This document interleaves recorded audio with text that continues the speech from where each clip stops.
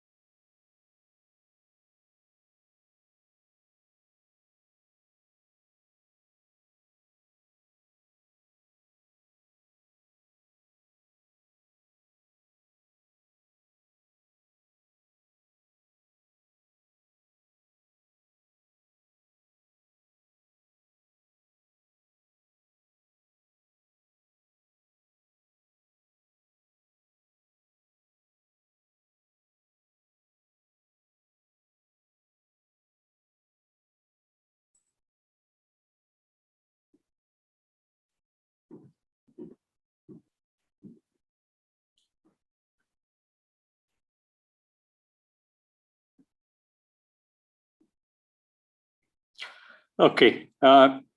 Good morning, good afternoon, and good evening to the participants and the speakers and panelists from whichever country you are joining, whichever region you are joining. Welcome on behalf of Asia-Leds Partnership, Asia-Leds Partnership Forum 2021, with a theme of advancing NDC implementation and strengthening the long-term strategies. The current session, that C4, is the institutional arrangements, key components for robust transparency systems. This is the 8th day today, which we are having this forum for the last 2 weeks. I'm happy that I have all of you joining this particular session. This is the last but least, the last session before we close it tomorrow in the morning. Before we get into the session, my name is Imani Kumar. I'm the lead director with ALP and also the regional director with ICLEI South Asia. And this particular session is organized as part of, as I said, Asia-Leds Partnership and also supported by the LEDS Global Partnership and NREL and GIZ and all other partners we have. Just to give you some housekeeping rules before we get into the session, I request all the participants to please keep your mobile phone or online messaging on silent mode. And this session will be in the English language, and we also have Bahasa Indonesia language as an interpretation is available. So if you want to speak or if you want to listen, you can also do that. We request all the participants to use Q&A box, which is below on your screens. You can see Q&A. Request you to put your questions in the Q&A box, and our team here will give that to speaker, and we will try to give you answers if the time permits. If it is not, we will try to send you the answers for all of your questions. So please do ask questions to all the speakers. You can also raise your hand if you want to speak during the question answer session, and we will unmute your mic and you can speak there on that. And I also want to request all the speakers, please mute your mics if you are not speaking. And also, if it is okay, please show your face. Please keep your videos on, especially when you are speaking. If not, also if your bandwidth permits, please show your face. So that will be good on that. We also have this event on the OOF platform. You can add the session through your choice on your agenda from the app, and also view the session to attend this thing. So both the Zoom platform and OOF platform, we have participants here. We will also collect from the questions from both the platforms and give it to the speakers on that. Next slide. So this is the session today, institutional arrangements for key component for robust transparency systems. We have Ms. Simone is from Partnership on Transparency in Paris Agreements from PATPA. I will hand it over to her in a minute, but we also have other participants, so speakers and panelists. So I just want to welcome all of you on behalf of ALP Forum and also ALP and Let's Global Platform and also PATPA.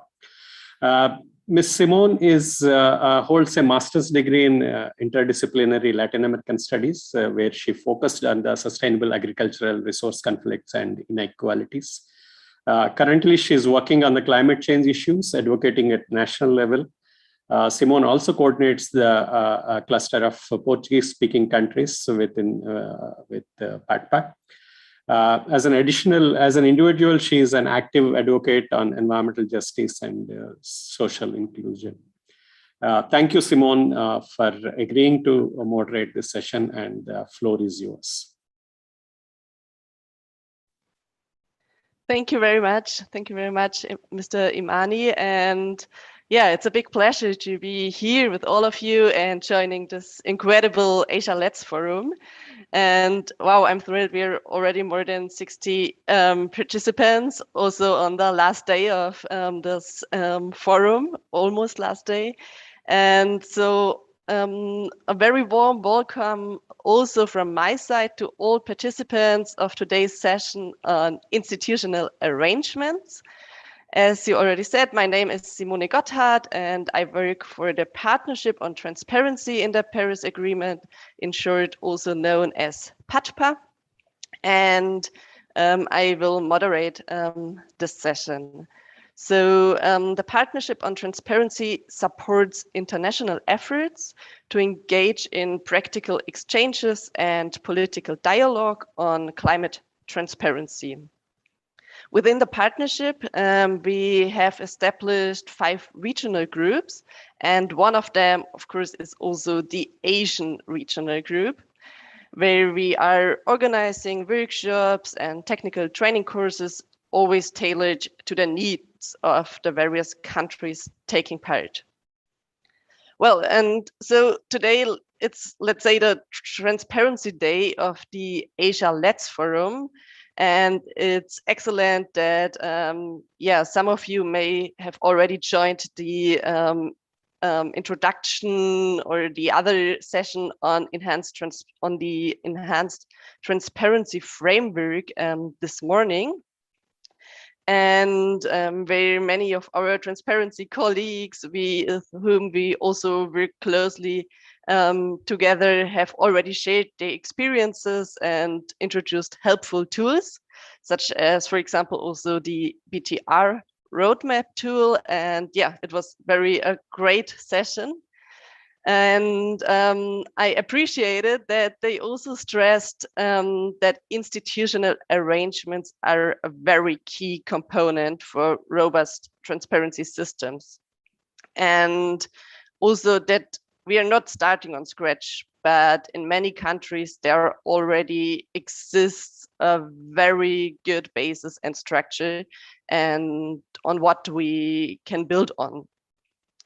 So yes, that's why we will focus now in this session on institutional arrangements.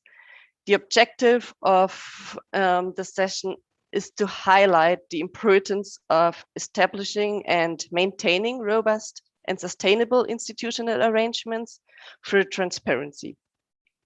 Furthermore, experts from different Asian countries will share their lessons learned and best practices.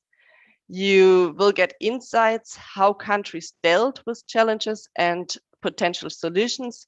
And we will also discuss and showcase practical examples of how to establish and maintain robust and sustainable institutional arrangements.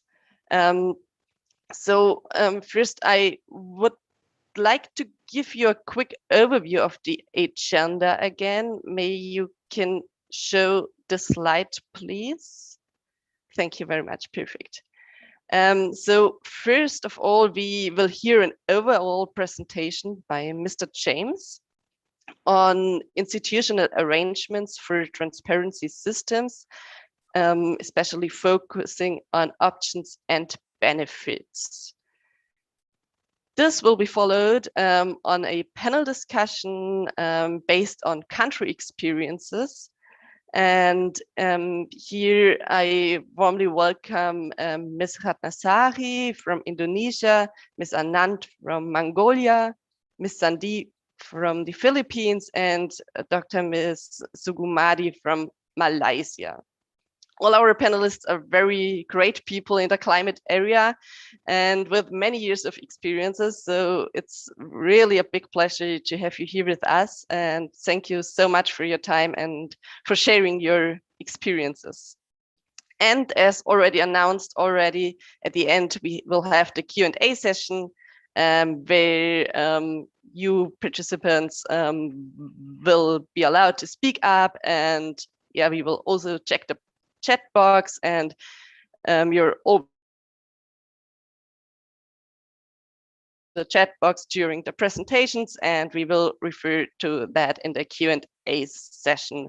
And yeah, it would be perfect if you could also tell us who of the speakers you may are addressing to. Thank you very much. Yeah, and so without further ado, I would like to welcome our first speaker, Mr. James Harris. He is an expert in climate action planning and transparency. He has 18 years experience working on climate change issues, including assessing the impact of mitigation measures in various sectors.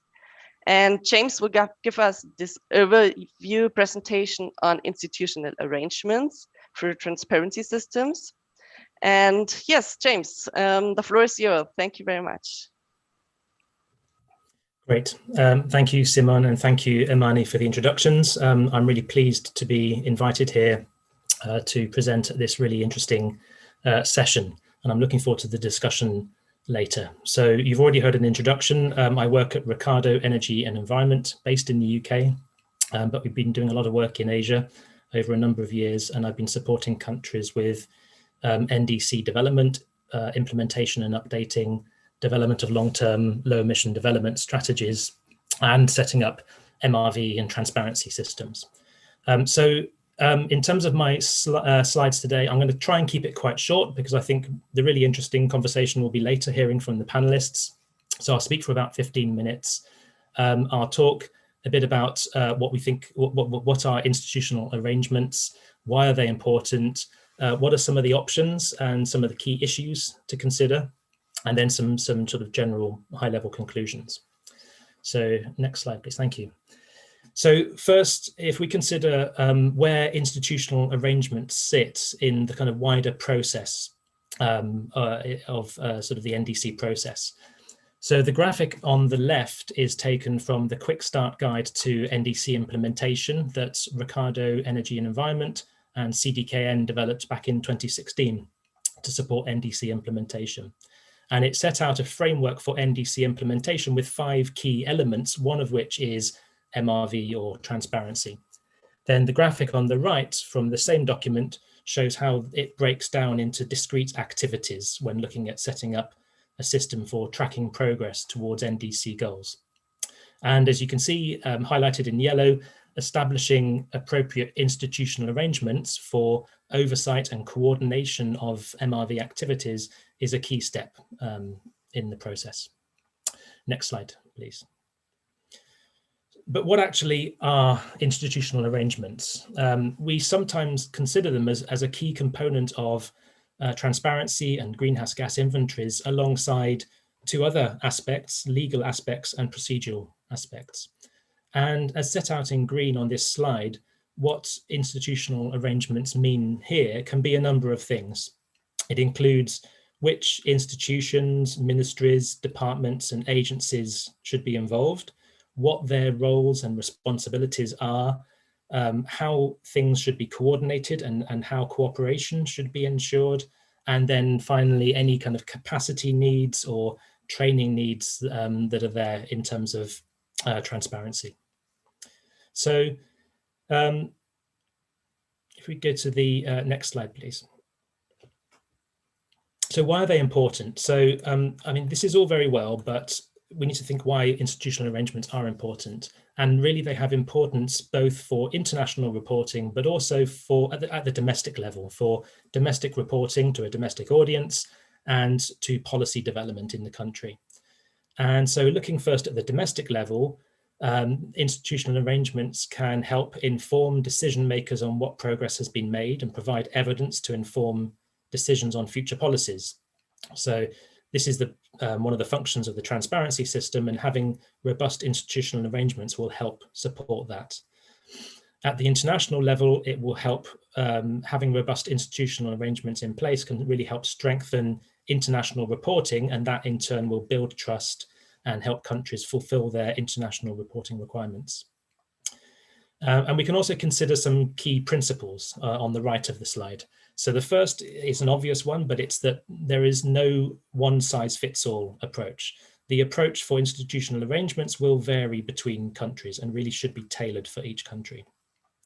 That said, there are some common elements, and any institutional arrangements should ideally be long-term and sustainable. And that's especially important when we're talking in the context of long-term low-emission development strategies. So for me, I mean, I always think of institutional arrangements as the glue that holds everything together. And in a sense, they provide the kind of missing magic ingredients to a transparency system, because ultimately a successful transparency system is all about people. It's all about people that have a common sense of direction, that work together effectively and efficiently, and that feel part of a wider system. And some of you may have seen in the past, you can get a project that supports a country to design an MRV system or a transparency system. And the system that is designed looks very good on paper, only to find a few years later that it never got implemented, or it wasn't implemented very effectively. And I think in many cases, this is because perhaps too much thought was given to the design of the transparency system and not enough thought has been given to the institutional arrangements and about the people and about how you incentivize people, how you give them clear guidance and rules about what should be done. So what are the key elements of institutional arrangements? And the graphic here is from the Handbook on Institutional Arrangements to Support Transparency of Climate Action and Support by the UN Consultative Group of Experts. And it's a really, really excellent document. I provide a link later in the slide, and I think we might put a link in the chat field as well. It's a really useful resource, so I recommend you to look at it. And in that handbook, they split institutional arrangements into sort of 5 key elements, and you can see them listed on the slide here. So we have organizational mandates, expertise, data flows, systems and tools, and stakeholder engagement. And if I just quickly go through each one of these in turn, organizational mandates really means setting the terms of reference for how the system will work, how the transparency system will work. And it can, amongst other things, define the regular supply of new data. It can help manage data confidentiality. It can guarantee access to data, and it can help engage private sector organizations to provide data or even consultancy support. And ways of doing this include legislation, so kind of national climate laws, organizational agreements or contracts, maybe things like memoranda of understanding, individual contracts, and data sharing agreements. The next element is expertise. And this really just means having the right experts and expertise in place. And this can be in a central transparency team, but of course it can also cover expertise in other non-climate line ministries that should be involved in the transparency system. And this element can cover issues such as having suitable backup expertise, having access to relevant training materials, having effective recruitment and retention and succession procedures in place as well. So often we see some of the challenges in transparency and MRV comes when certain people move to new roles and they take the expertise with them, and then some of the capacity and expertise has to be built again. The third element is data flows, and this really means defining the need for the data and also the uses of the data, managing the delivery of the required data sets from a range of data providers on a regular basis, sort of setting the rules for how that should be done, and also continuously improving the data and reducing uncertainty. The fourth element is systems and tools, and this means managing the collection of the data, the analysis of the data, any quality assurance, quality control, summarizing, and really importantly, archiving of data. That last one is really a sort of a passion of mine. I get frustrated when projects support countries to develop transparency systems and carry out work, and then the data isn't archived properly, and it has to be started again next time afresh. And so institutional arrangements need to provide for the development and maintenance of work plans, of engagement tools, of databases, and of indicator sets and reports and those sorts of things. And then the last element is stakeholder engagement. And this just means that the transparency systems should reach a broad range of stakeholders so that the data can be gathered from relevant sources, but also validated by the relevant sources as well. Next slide, please. So there are various different issues that having good institutional arrangements can address, and there are various different solutions to all of those issues. And some of these solutions may offer maybe solutions to more than one issue. And I don't have time to go through all of these. They're outlined in more detail in the handbook that I mentioned. But as an example on the slide here, the top one on the left, data quality. This is often a critical issue for transparency systems and a real challenge for some countries. And this could potentially be addressed by a number of actions, a number of solutions as shown on the right-hand side. For example, setting up a lead agency to improve coordination of data, developing a data archiving and sharing platform, and putting in place a legal framework to sort of mandate the sharing of data and the use of that data. So I'd suggest looking in the handbook for more details on some of these different solutions to different various challenges that we get in transparency systems. Next slide, please. So there are many ways that this can be structured, and because, I mean, as we already mentioned, there's no one size fits all, so it really depends on the country. There are a lot of useful case study examples in the handbook and on the accompanying website, so I recommend you to have a look at those when you have some time. The graphic on the left is from the handbook, and it's an illustrative one. It shows how institutional arrangements could be set up. And so it might sort of provide a bit of a template, I guess, but of course this would need to be adapted to each country.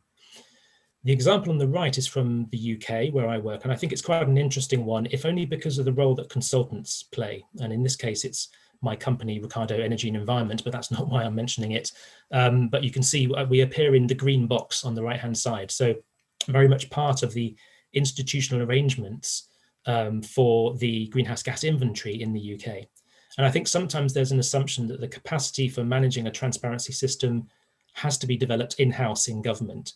And that is often beneficial, but it doesn't always have to be the case. And I think it's important to recognize that consultancy and other external support, for example, from academia, can be an important and useful part of the overall transparency system, provided it's done well. And that's the really important bit. And I think that means having good systems for data archiving. And I think this should ideally be built into the terms of reference for every transparency project undertaken by a body that is external to government, that it's built into the terms of reference for that project, that there will be some clear data archiving and so there's a clear audit trail of what was done.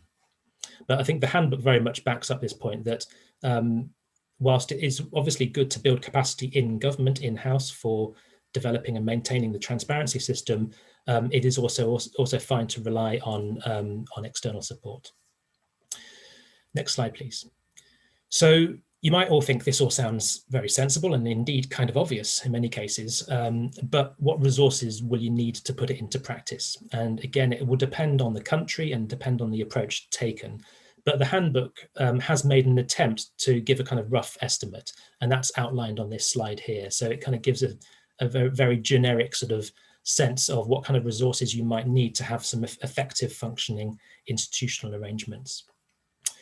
Okay, next slide, please. This is my last slide now. So trying to kind of tease out some sort of broad conclusions. I think one of my first conclusion really is that transparency in MRV is not just about the systems, it's about the people. And I think sometimes where transparency systems fall down is that people haven't given that enough thought. So like I said earlier, they've designed something which looks very clever and very sensible on paper, but then there wasn't enough thought given to how you actually engage with people, how you actually get them bought into that process and incentivized to do what we want them to do in terms of collecting and gathering data. It's obviously very useful to learn from other countries' experiences, and this is why it's so good to have this panel discussion after my presentation. But we have to be mindful of the case that it's not a one-size-fits-all situation. Different countries will need to find different solutions, and they'll find different solutions work better for them.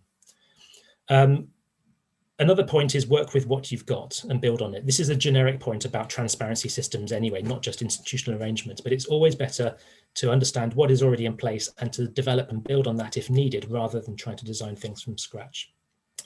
And I think another important point is I would always say, don't always jump straight to the more challenging solutions.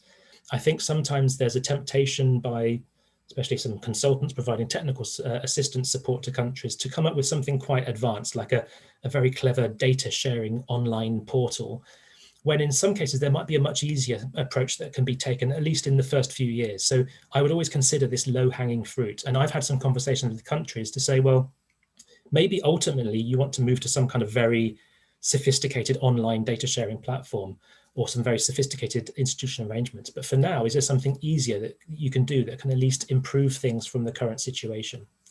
So always consider that low-hanging fruit, as I call it. And I think the last point is another obvious one, but always keep in mind the ultimate objectives of the transparency system. I find that at every stage of designing and implementing a transparency system, it's always good to come back to first principles and think about what are we actually doing this for? Who is the audience? Why do we need this data? And how will it be used? And keeping those in mind. So that was a quick run through. I wanted to keep that short. The slide here gives a couple of resources that I've discussed, I mentioned in my presentation. The one on the right is the Quick Start Guide to NDC Implementation that has a section on MRV or transparency. And then the one on the left is the one I've used quite a lot from this. A lot of the graphics came from my presentation, and that's the handbook on institutional arrangements. We have the links there as well. So I think with that, I'll hand back to Simone, and thank you very much for listening. I look forward to the panel discussion. Thank you. Great. Thank you very much, James, for this very interesting and comprehensive presentation. Very well done. And you also had a perfect time management. That's great. I think that every participant now knows what the added value and importance of institutional arrangements are. And please, also, if you have some question to deepen the topic, write your question into the chat, and we will address, as announced, this later in the Q&A session. And we will definitely have time for further follow-up questions later. Yeah, I want to refer again to what James said before, as he already did a perfect bridge to our panel discussion. And yeah, James said there's no one size fits it all, and that the approach, of course, has to vary between the countries, and it's so key to learn from other experiences. And yeah, so now, of course, the question arises, what does it look like in practice? So for this reason, I would like to welcome our 4 experts of the plenary today. Yeah, please turn on your cameras. I am very happy that you're discussing with us today and that you will share your experiences and your insights with us. It's a great pleasure to welcome you. So we do have on the panel, may I start with Ms. Ratnasari. She has involved in climate change issues since 2017 and been working closely in setting up institutional arrangements for GHG inventory with provincial and districts level in Indonesia, as well as capacity building for technical issues such as development of online system mechanism for GHG inventory. Very warm welcome, Ratnasari. Furthermore, we do have Anand, Ms. Anand. She's a climate change officer in the Ministry of Environment and Tourism of Mongolia.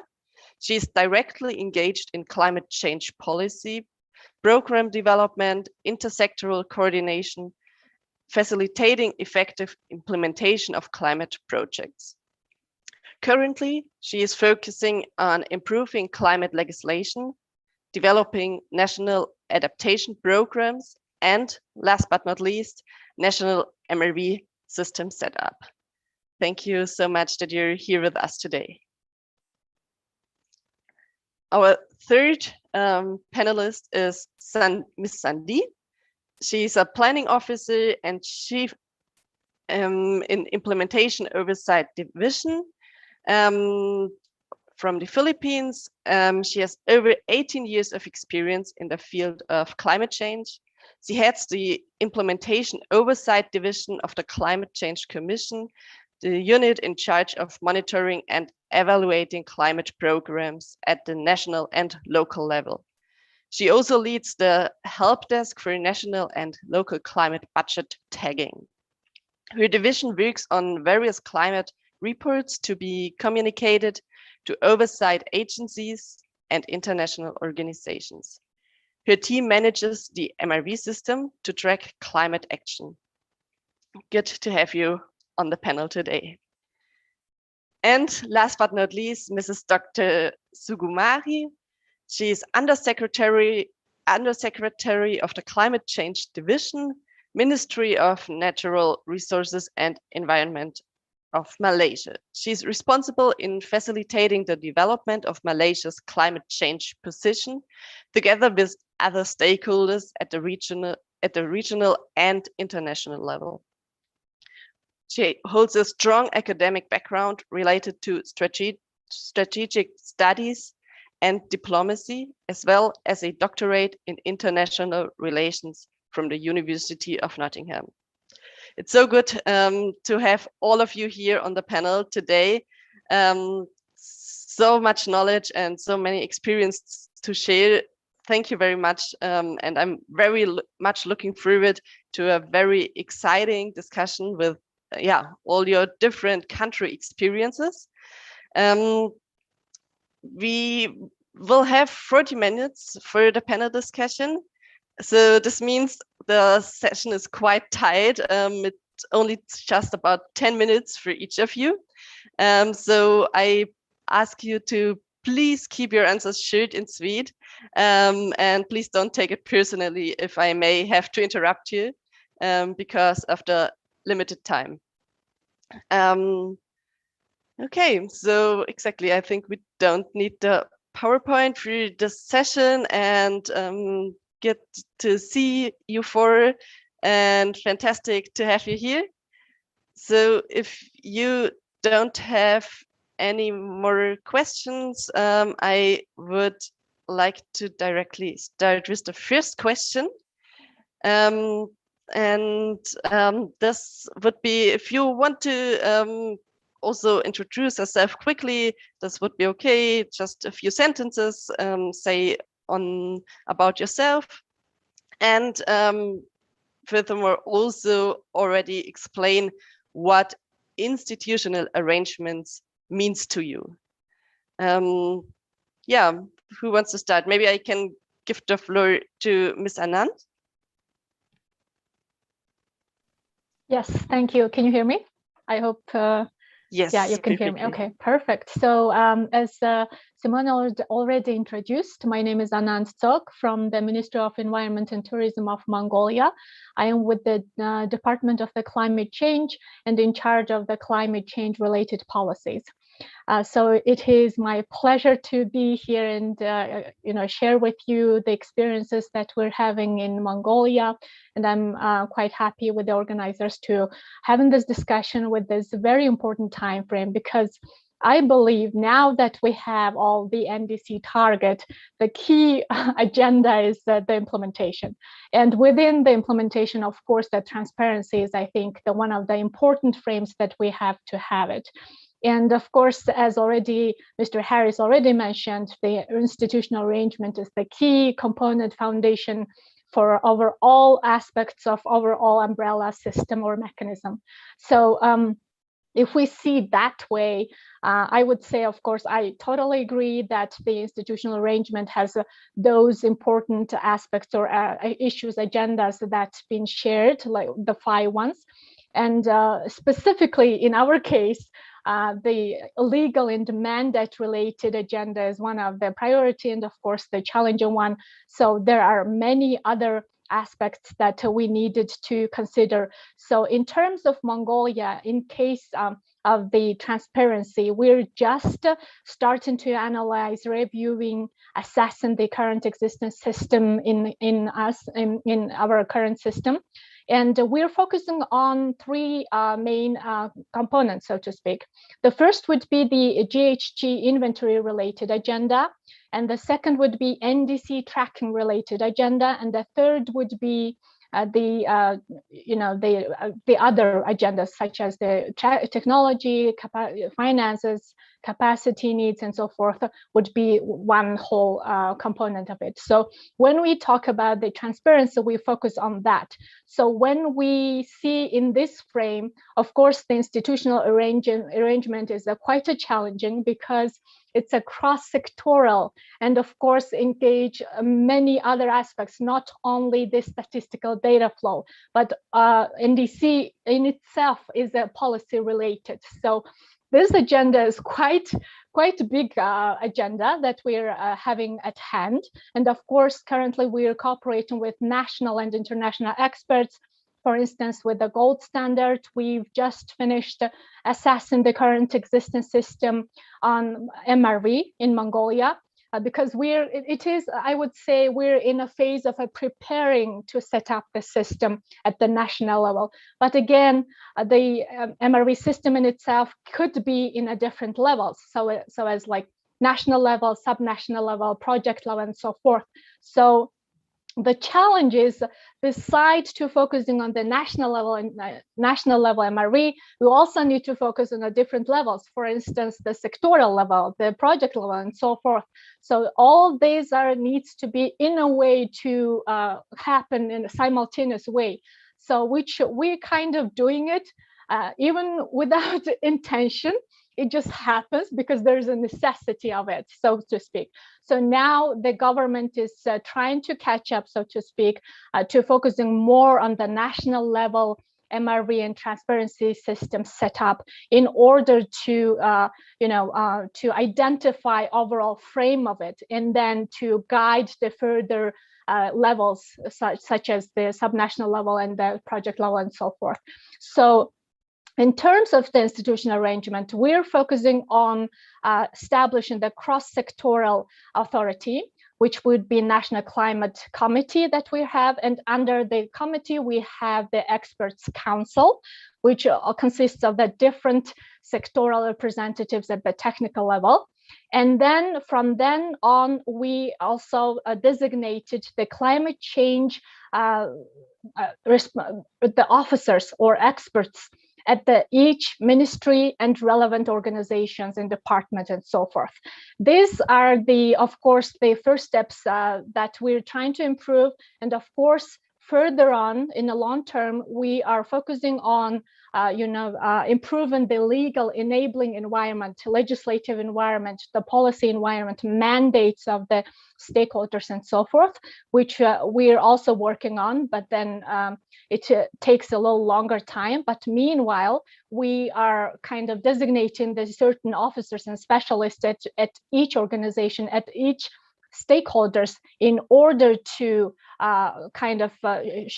prepare do the capacity building, and then to make a foundation for the overall mechanism to improve further, so to speak. So these are the steps that we're doing, and then this is what we're focused on in terms of the institutional arrangement. Of course, as Mr. Harris already mentioned, there are many other aspects within the institutional arrangement to focus on and improve on. Of course, we're trying our best, as any other countries in here, I believe. So beside the legislative enabling environment, we're also focusing on capacity building. We're also focusing on the platform and so forth, which are also very challenging. But at the same time, our key principle that we are focusing on is that to utilizing the existing system, so based on the existing system. So far, all the measurements that we've undertaken under the transparency, it's been more the project-based activities. So the government is now focusing on to establishing the profound system, sustainable system that could further on go on. So which takes a little bit longer time, but we're hoping to, by 2023, before the BTR, we're hoping to have established the system, institutional arrangement, and hopefully also the legal environment and so forth. So hope I kind of briefly gave the overview in the case of the Mongolia, but I would be happy to further discuss and share the information with about Mongolia in this case. Thank you. Back to you, Simon. Thank you very much, Ms. Anand. This was very interesting to hear, and great, that you are developing that cross-sectoral approach. And without further ado, to Ratnasari, could you please means to you, maybe also tell us one or two challenges that you may face in Indonesia, and how did you overcome these challenges, or what do you think could be a solution? Thank you, Simon. First, I want to introduce myself. My name is Ratnasari Warga Hadibrata, and I'm very happy to be here. Thank you for inviting me and for organizing it, Simon.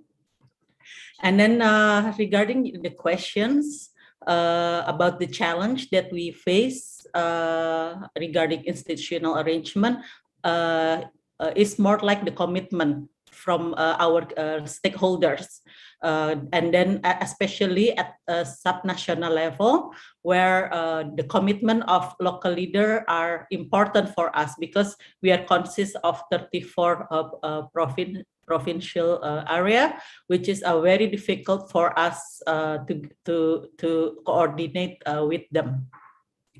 Especially on climate issues, since we don't have a legal base yet for establishing institutional arrangement for climate change issue. And I agree with you, Mr. Harris, that legal base is very important for establishing an institutional arrangement. The commitment of local leader, we try to build awareness. Every year we conduct workshop or meetings with local leaders to push them to commit with the climate issue.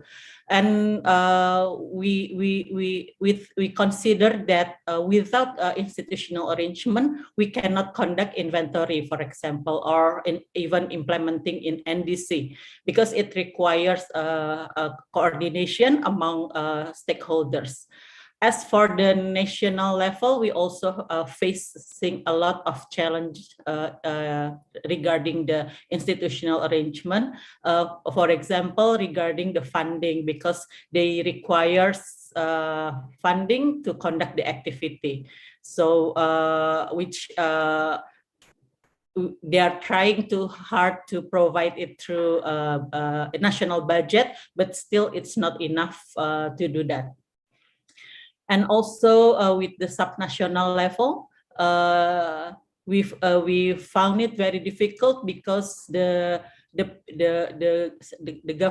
local government are always changing very fast. So every time we have to conduct another workshop or meetings with them and form a new things. So to face this challenge, we are trying to set a more sustainable system now by developing like toolkits for subnational level in how to form institutional arrangement in provincial level and also at district or cities. I think that's from me, Simon. Back to you. Thank you.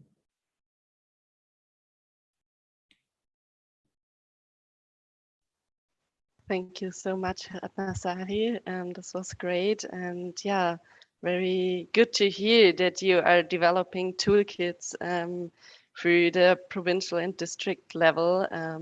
Indeed, that's often very difficult to keep the knowledge if government or if stuff is changing. So very good to hear that. And with that, I already will hand over to our third panelist, Ms. Sandy from the Philippines. So please, may you also introduce yourself quickly and share your insights about what is the status in the Philippines regarding institutional arrangements. Thank you. Yes, thank you, Simon.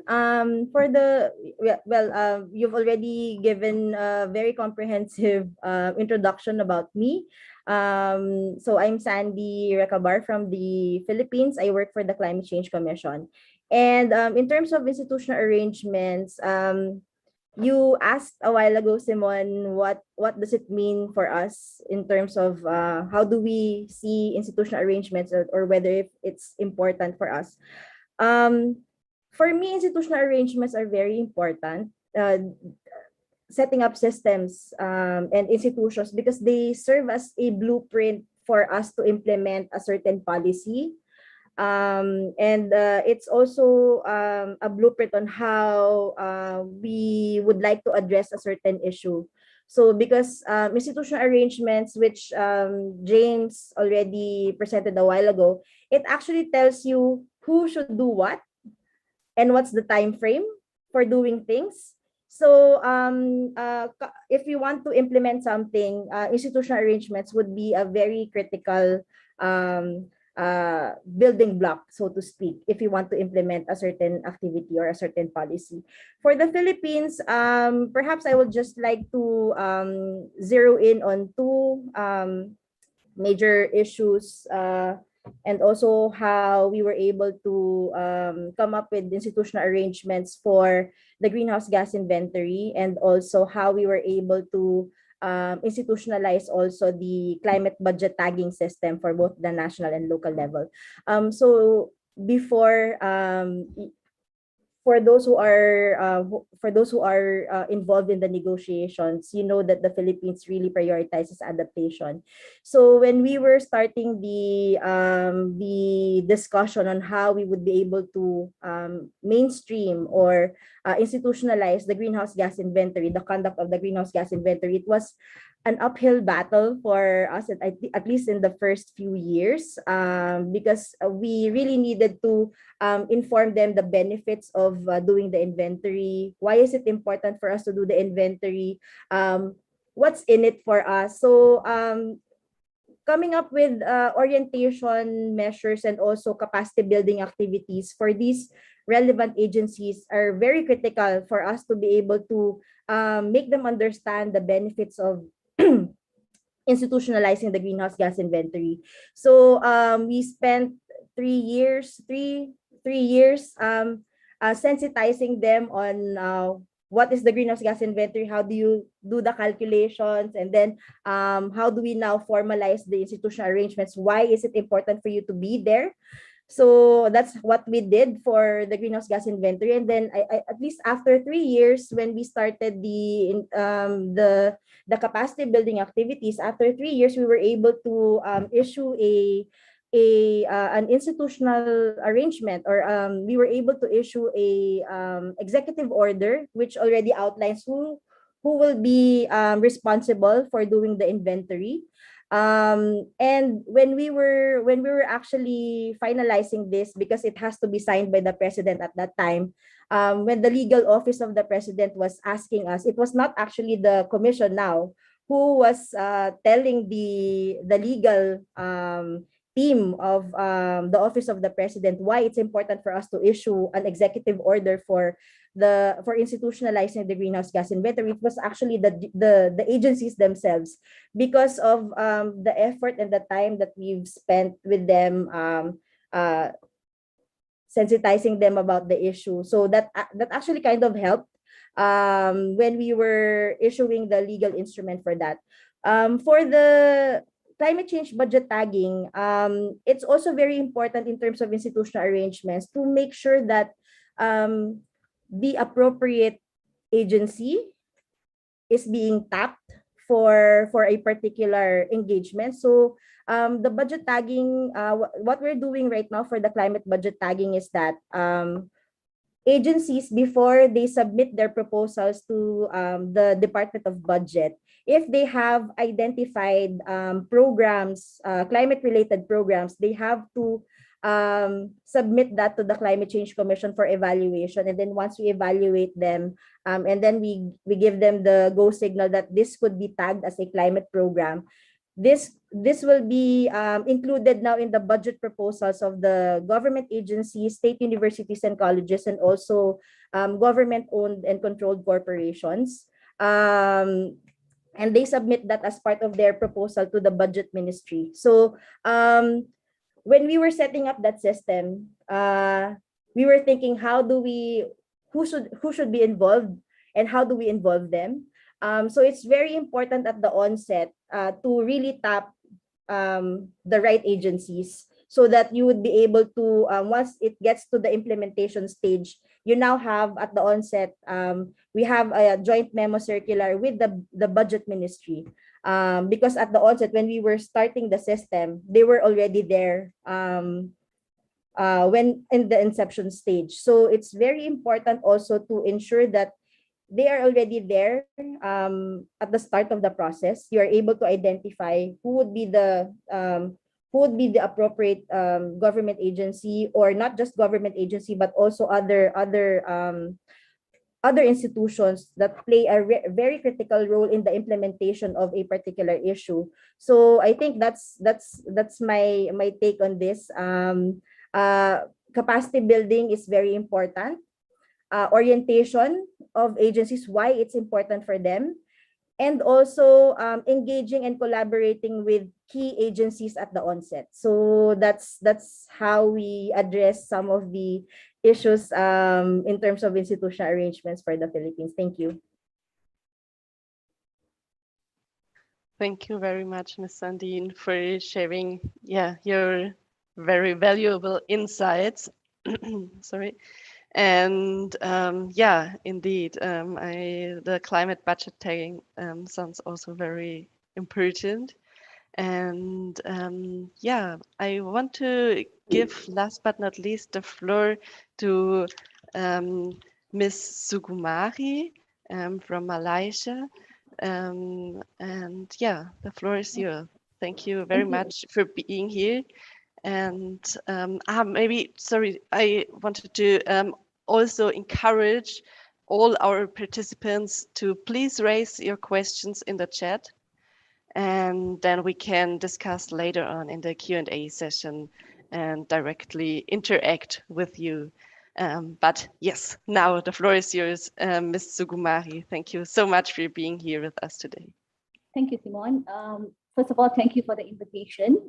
I'm pleased to share our experience, Malaysia's experience in terms of our institutional arrangements. So regarding the question that was asked, what comes into mind when we talk about institutional arrangements? So basically what I look at is the systems and the processes as well as the policies that are in place so that we are able to plan, manage our activities efficiently and effectively. So in terms of, let me just share a bit of the challenges that we face in terms of our institutional arrangement, setting out institutional arrangement.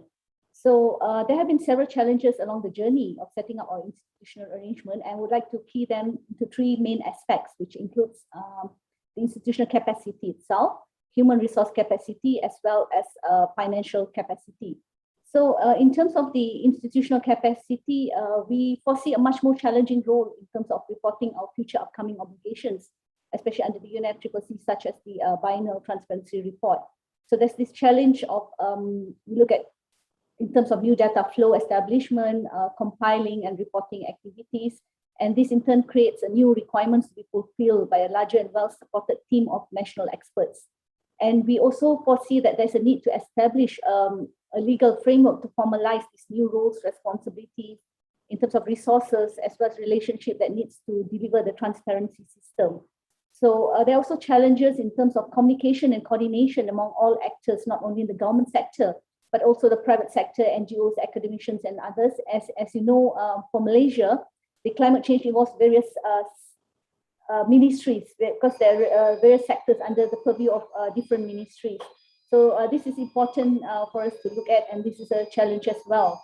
Meanwhile, when we speak about the human resource capacity, as you're aware that we have reporting we're doing now and also future reporting obligations. So this would require for additional human resources.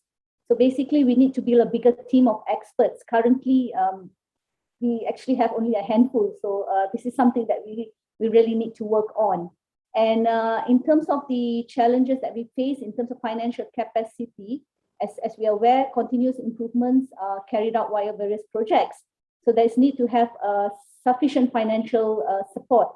Activities such as, for instance, improving data accuracy, as well as in terms of developing a proper system for the GHG inventory would incur significant costs.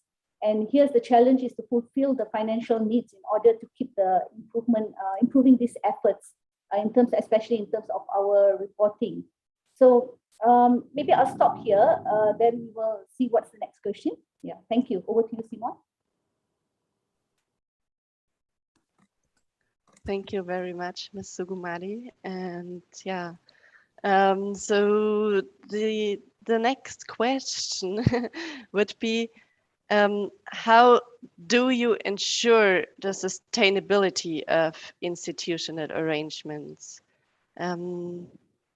Maybe, yeah, you could put some more points on that. Maybe, who wants to start? I think I will start. Perfect. Yeah, please go ahead. I think to ensure the sustainability of institutional arrangement, you have for sub-national level, for example, that we have to conduct monitoring and then capacity building. It's a non-stop action that should be done, especially in the developing country, and because of changing in the government officer, maybe we need to build like a toolkit. I found that this toolkit is very effective. So. For our subnational level, because it's designed to suit to adjust their need. So they don't need to make a new like working group in their government. So they can expand the function of the existing working group. Like in every province, they have climate change working group now. So they just expand the function of this working group. And also this working group should consist not only government officer, but also the people from university, CSO, and also anybody who is interested in climate change issue. Maybe that from me. Thank you, Simon. Thank you, Ratnasari. Great. Yeah, the toolkit indeed sounds very important, and yeah, also including different stakeholders, of course, not just governmental officials. Yeah, sounds to be key in this process. Does anyone else wants to share their experiences how to ensure the sustainable? I see Sandy has raised her hand, so please, floor is yours. Yeah, yes, thank you, Simon. I guess I would like to summarize all our experiences in terms of how do we ensure that it's sustainable. Let me summarize that into, I think, 5 T's.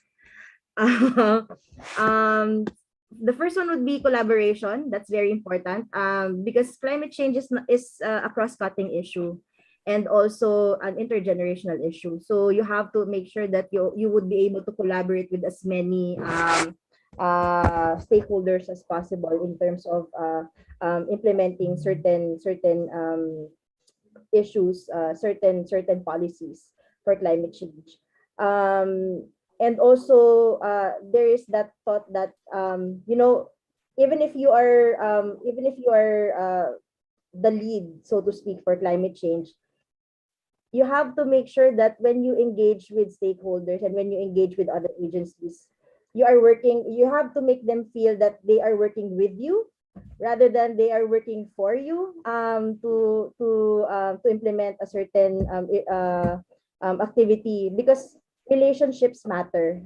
If Mr. James mentioned a while ago that it's about people, it's also about relationships. You have to make sure that the agencies are also on board.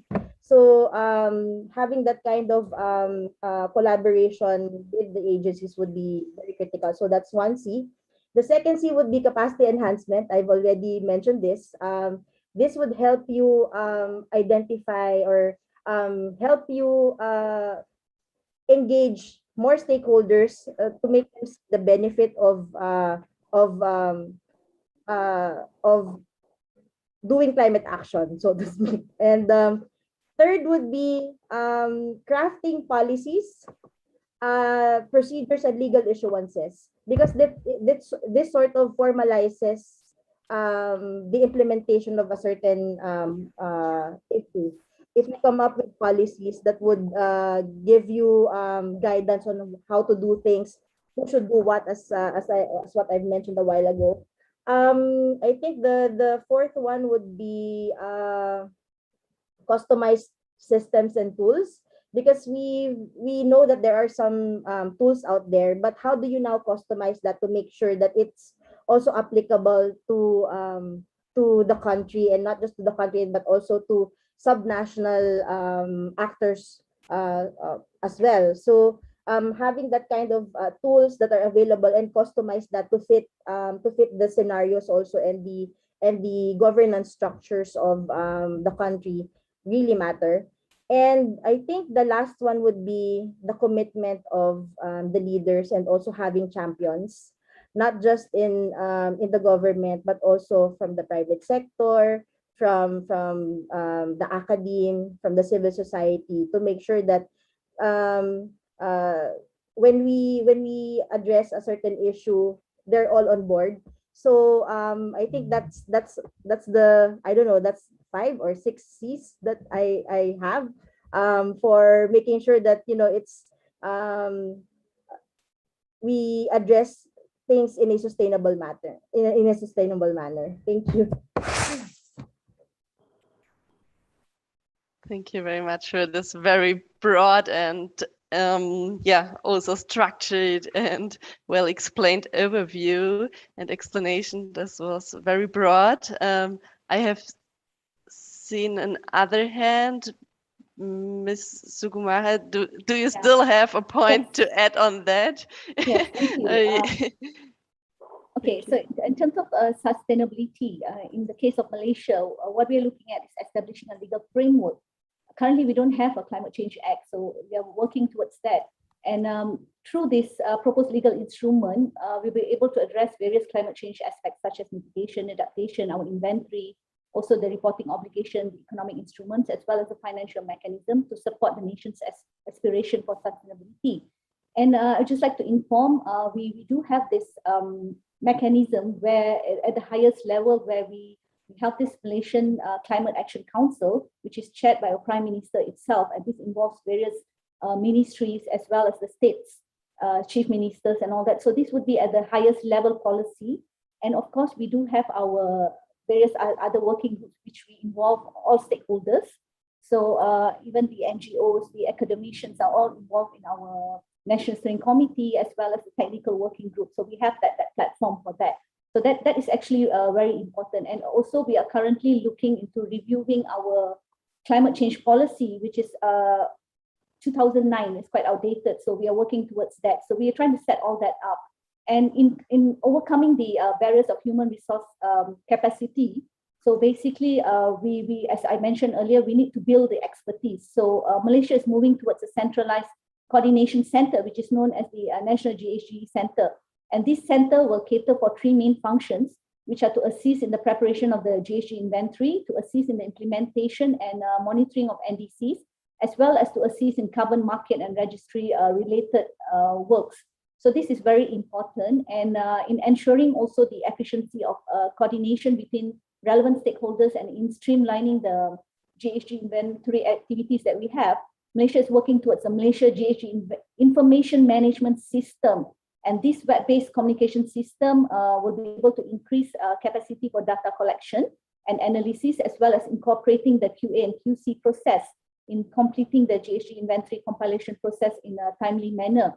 And in relation to financial capacity as well, this is important to ensure the sustainability of anything that we work on. It's basically, we try to overcome this financial problem through financial support from the government, of course, and by prioritization of projects in the Malaysian budget through the implementation of the 12th Malaysian plan. So this would actually assist Malaysia in the implementation of projects or activities in improving our data in the GHG inventory. And of course, we also work, try to get additional support from the Global Environmental Facility and also GCF to further facilitate our improvements of such climate change efforts. Thank you. Thank you. Perfect. Yeah, no, I think, we already got a very good overview and very valuable experiences about how we can ensure the sustainability of institutional arrangements. And I would love to end this panel discussion with the last question. And please keep your answers sweet and short. I would like to know of you, what do you think is the single most effective thing you could do to improve institutional arrangements for transparency? Who wants to start? I don't want to put someone on the spot now. Any volunteers?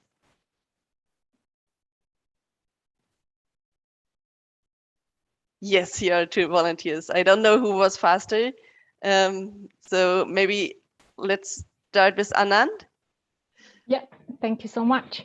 So well, since I'm quite focused on at the national level, I would say just a single would be the legal mandate, period. So there's no other discussion at that point. But I guess the question could be in a different levels. If there could be different subnational or sectoral, those in type of a voluntary and so forth type of a agenda, of course, there could be other. But the second could be the systematization, in our case, at least, because in Mongolia, as I already mentioned, there are so many activities and so focused on a certain activity, certain project, certain sector, certain this and that and that. So in our case, we need to understand overall process after the legalization, of course. So very shortly, legalization at the national level, yes.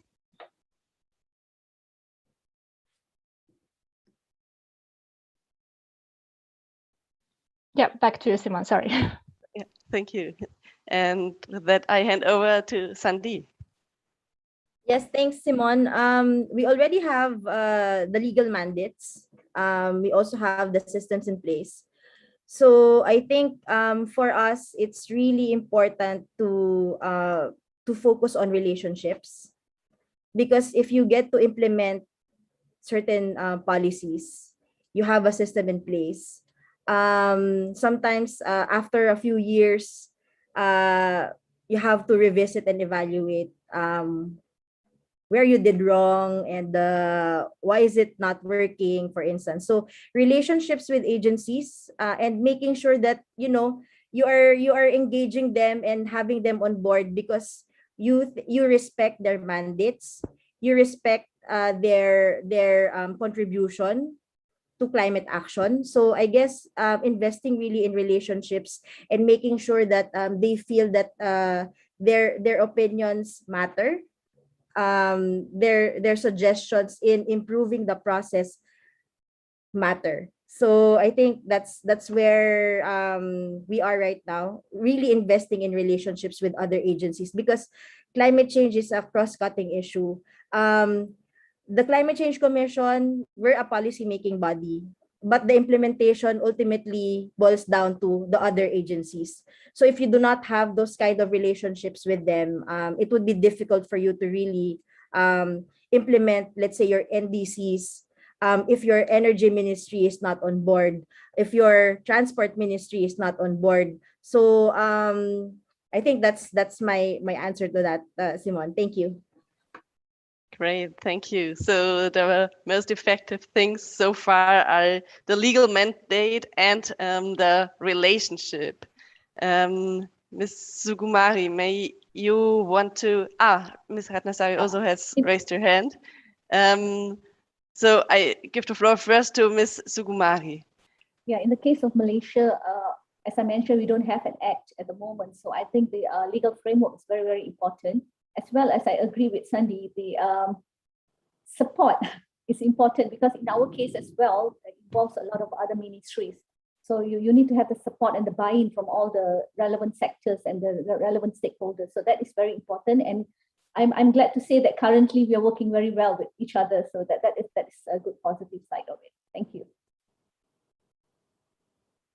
Perfect, great, good to hear that you're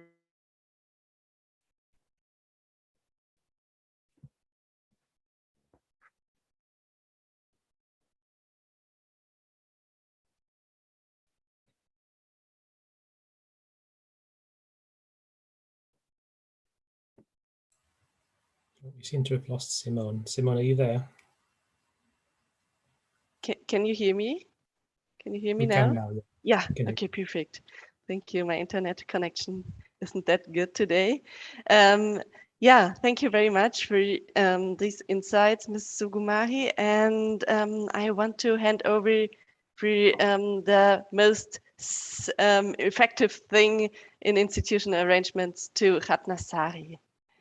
Thank you, Simon. I think I'm agree that legal base is the most important thing in institutional arrangement, and as well as the commitment from the leader is also very important, because without the commitment from the leader, so and they are not willing to do that, so it will be impossible to implement. Maybe that's from me. Thank you, Simon. Great, thank you. So I want to summarize that, yeah, the legal mandate is the most important thing maybe, but together also, as you said, with the relationship and the commitment of the leader. And may I also, yeah, give the floor to James to share his experience. And yeah, the floor is yours, James. Yeah, thank you. I mean, I just kind of wanted to echo what Sandy said, actually, and she explained much more eloquently than I did about the importance of people, and that it's about relationships, which I think is really important. So for me, if I was sort of asked what one thing can I do to strengthen my transparency system and the institutional arrangements, I would say pick up the phone and have a chat with the people involved, get to know them. So you need to develop the relationship with the institution, but you also need to develop the relationship with the individuals, get to know what is their job and their role, what motivates them, what are their pressures and challenges. Because until you know that, you'll always be struggling to understand why things may or may not be working. And this links to a question that I think came from Gina a bit earlier about how can you actually tell whether the institutional component of a transparency system is working? And I think you can look out for warning signs. So for example, you might find in the transparency system that the data that you need is not coming in on time, or it's not good enough data. But of course, that doesn't necessarily mean there's a problem with the institutional arrangements. It could be some other problem. It could just be that the data is not available. So what you really need to do is you need to understand the specific reasons and whether they are connected to the institutional arrangements. And you can maybe do a questionnaire or a survey, but I think sometimes you just need to talk to the people involved, get to know them and get to understand them. Because what you might find is you might have a situation where data is not being collected in a good way. So you say, okay, let's produce some guidance or an MOU or even have some legislation. But then you might, after that, find the data still not being collected. And when you start talking to the people involved in other ministries, you might find it's just because they're too busy, or they just don't understand and felt too embarrassed to ask, or they have too many other commitments. And also, if you know their job and understand their job better, you can make a better case as to how this is all helping them as well and how it links to their works. So I think just talk to people, don't treat it as a system, treat it as a relationship with lots of different people and get to know them really well, build good, strong relationships with them. And then you can really start to understand where the more kind of institutional arrangements sort of problems are stepping in, or whether it's something else like just lack of data or some other problem. Thank you. Thank you so much, James. And Anand has a comment on that. Yes, just wanted to echo. First of all, that is what exactly happened in Mongolia. Since we're a very small nation, we're quite good at contacting and then get to know each other and then get a very close group, especially as I already mentioned that we have designated focal points at each ministry and department. And we already kind of, established the group at Viber and so in different ways, which is more like not as official, but semi-official or non-official type of way. So we have very good kind of contact and communication, which really helped. And then this far, only that connection made us to go this far, so to speak. I would like to emphasize that. That's why I wanted to echo both Sandy's and Mr. Harris's, ideas in here. But at the same time, now we stuck where is that there's no mandate. So now all the focal points of, replying, okay, we need a legal mandate. Otherwise, this action kind of becomes more like illegal, not illegal, but at the same time. So now our priority agenda is vice versa. So we need a legal mandate, period. That's where we're standing at it right now. Another agenda that we noticed in Mongolia is that the human resource is always changing. One focal point lasts 3-4 months and is gone kind of way. So this challenge really kind of makes it difficult to, have this connection building and going on and so forth. So in this type of cases, I guess we still need kind of the back B plan type of way, like a legal mandate again. So yeah, just wanted to add on our experiences and then just, add on what could be done. And then I guess the final conclusion would be customizing each cases and each phases where we're heading and where we're at could be also a good idea. Thank you. Thank you, Anand. And with that, we're already on the Q&A part of our today's session. And I have seen that Ms. Sandhi has already answered one question in the chat, but maybe you can even so, tell us your answer orally again. So the question was, has it been mandated to have climate component in certain type of projects? Yes, well, it's not really mandatory for all agencies, state universities and colleges and government-owned corporations and even local government units to have a that they are required or they are supposed to come up with all climate programs. But what we do have now is some sort of a guidance for these agencies and other government instrumentalities, both at the national and local level. We provided them with guidance on how to tag, how to identify whether their particular program is a climate program or not. And we did have some webinar series for these agencies, and I think it's uploaded in our web portal and our MRV portal. And it's really to help them identify their programs. So it's not required, so to speak, but we do have some guidance. If they do have some programs, how do you tag and how do you identify whether this particular policy program or activity is a climate program? And then there is a corresponding portion on how much, so that we would be able to also generate some information in terms of budget allocation. How much is the government, both at the national and subnational level, allocating in terms of their climate programs? And we've done this since 2016.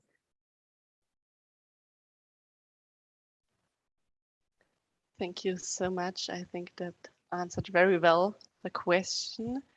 And are there any other participants that would like to contribute, that would like to ask a question in the chat or also raise their hands?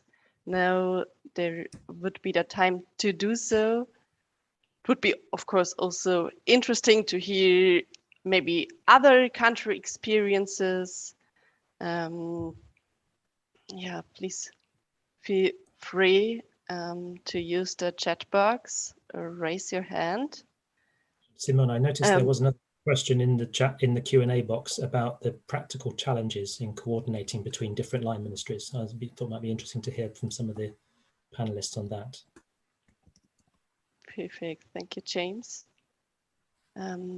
I see that Ratnasari is already trying to answer it while typing.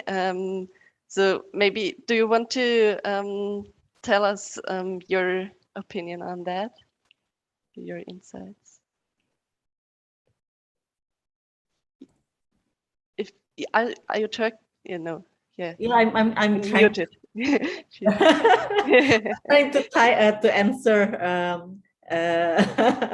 in written about the challenging we face in coordinating with another institution. Mostly it's more like a technical issue, like I mentioned before, that the changing of the personnel is sometimes make us difficult to get in touch with our stakeholders. So it means that we need to train the new person, or we have to look for another way to coordinate with the another ministry, as well as if it happens in the province level, it will be much more difficult, because sometimes the new person works in another area, not in the environment issue. So it means that we need to build capacity of those personnel. Maybe that's what I'm trying to answer in written. Thank you. Thank you very much, Ms. Ratnasari. Great that you managed to answer written and oral. And with that, Anand has her hand raised, please. Yes, thank you. I totally agree with Ms. Ratnasari. Exactly the same situation. But at the same time, I also wanted to add on another aspect. For instance, we just recently developed the NDC action plan. What happened is that in certain activities, we needed to identify who's responsible for within that activity. For instance, to improving efficiency in the construction sector, for instance, that particular activity engaged Ministry of Energy, Ministry of Construction, even Ministry of in a partially transportation as well. So, and also in a certain places, the Ministry of Mining and the heavy industry and so forth. So basically, sometimes, you know, mandating in a particular activity case by case, the mandates or even, you know, the roles and responsibilities were also the challenge. So I guess we're going, you know, doing by learning kind of way. So I guess this is our first NDC action plan. We've had many challenges, but at the same time, I believe this type of how to engage in, participate and cooperate with the line ministries and whose responsibility is that in could be improved further on. Definitely the climate change related concept itself is kind of new. So it needs to be mainstream throughout the line ministry and so forth. In Mongolian case, the Ministry of Environment and Tourism is the key coordinator, but not the implementer. So having the closeness with the actual implementers, meaning the line ministries, is important through the designated focal points or designated points, but at the same time also mandating those and then giving them the ownership, so to speak, because this is not the priority for only the Ministry of Environment, but rather it's a priority for other line ministries. So that was the key challenge as well in terms of cooperating with them. I just wanted to emphasize that. Thank you. Back to you, Simon. Thank you very much for emphasizing this. Great. Simone, could I just come in? Is that okay? Very quickly on this question about practical challenges in working with different line ministries. I think one of the challenges is understanding what they currently do and sort of really trying to build on that. But I've also think a challenge. It can be difficult sometimes if you try and sort of do too much too quickly with them. It's a really gradual process of sort of learning together and building capacity and understanding. And an example from the UK where it didn't work at all was in carbon budgets. When I was working there about 12 years ago, we tried to allocate the carbon budgets to each ministry. Like this ministry has this bit of the budget, this ministry has that bit of the budget. The idea being then they were responsible for tracking their progress towards their allocated sort of ministerial carbon budget. And we thought that would be a great system. It didn't work, and it didn't work because the ministries just were so worried about having some kind of financial penalties for not meeting their own bit of the budget, and they thought the way it was allocated was unfair. They spent so much time arguing about that it just wasn't being very collaborative and cooperative. So again, I come back to this point, it looked like a very kind of clever system on paper, but it just didn't account for the way individuals would respond to that kind of pressure and how they'd feel about that. And in the end, we went for something, we scrapped the system and went for something much more collaborative and consensual rather than this kind of more mandated, you must meet this bit of the carbon budget approach. So I think kind of going gradually can be quite important when you're working with people for whom climate change is not the primary motivation. Thank you very much, James. And thank you all very much to every one of you on the panel. It was very, very great to hear your experiences and to have that very lively discussion. Thank you so much for sharing your insights. We are already running out of time. That's why I would like to close this panel discussion now, as I don't see any raised hand anymore. I would like to close the meeting with some reflection and summary on what we were discussing, and we touched upon so many different aspects. But I think we can all agree upon that establishing and maintaining robust and sustainable institutional arrangements for transparency is very important and useful. And for that, a legal mandate will be also vital to enabling countries to provide reliable, comprehensive, and also regularly updated information. And that also meets the enhanced reporting requirements and serves national decision makers and action implementing stakeholders. So as we noticed, we know there's no one fits it all package, and we need a continuous process of improvement, of collection, of processing, analysis, and reporting and review of the data. And for that, a continuous training and development of capacity building needs to be provided. And furthermore, we discussed the importance on clear roles and responsibilities within the different ministries, and to engage with the different stakeholders to build up a good relationship and for a good base to work together. And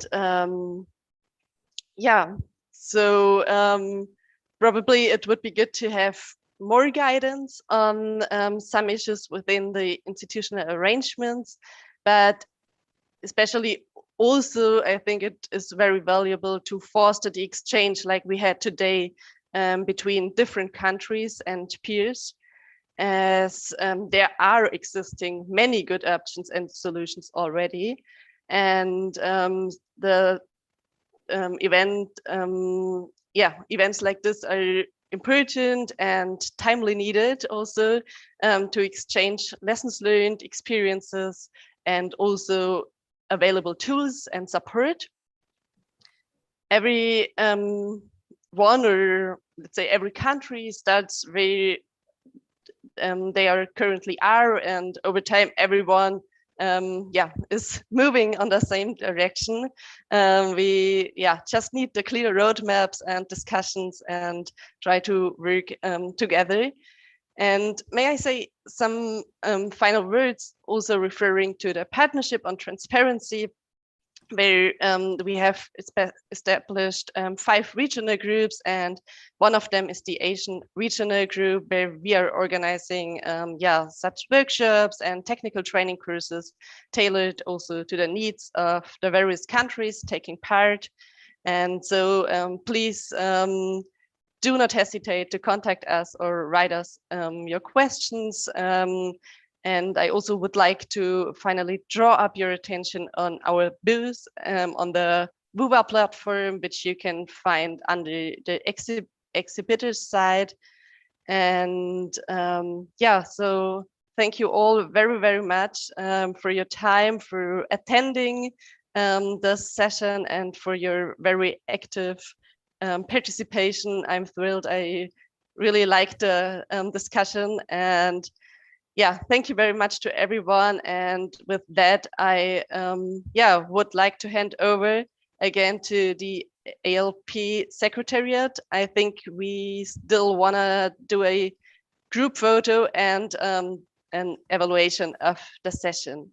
So thank you very much. Have a nice day. Thank you, Simone. I think a very lively discussion. I'm so happy just listening to all the countries' viewpoints. And I just want to say this also. This was the more than not, we talk about gender equality, but we have more gender, this thing with only James as joining on this, and all the ladies joining here. We are so happy that the discussion is happened. And I completely agree. If I have to say one last word, how much is the legal system also going to help us out is also a question mark from my side, even if I can put it that way. But I think that's one, as Ms. Anand said, that can be one important point maybe countries can look into. And I hope this will help us out to look into the transparency and how the data can be taken care of. Thank you all again for that. Thank you again, Simon, for taking your time from this busy schedule and moderating this session. So we will have a group photo. If I request all the participants and the speakers, if you can switch on your video, and my team can take a photograph. Unfortunately, it's a virtual session, so we can have a virtual group photo with all of you. So maybe I'll just count 3, 2, 1, and my team can take capture the photo. 3, 2, 1. With a big smile, everyone. Thank you. Thanks a lot for your time. I just also want to add that there is a feedback form.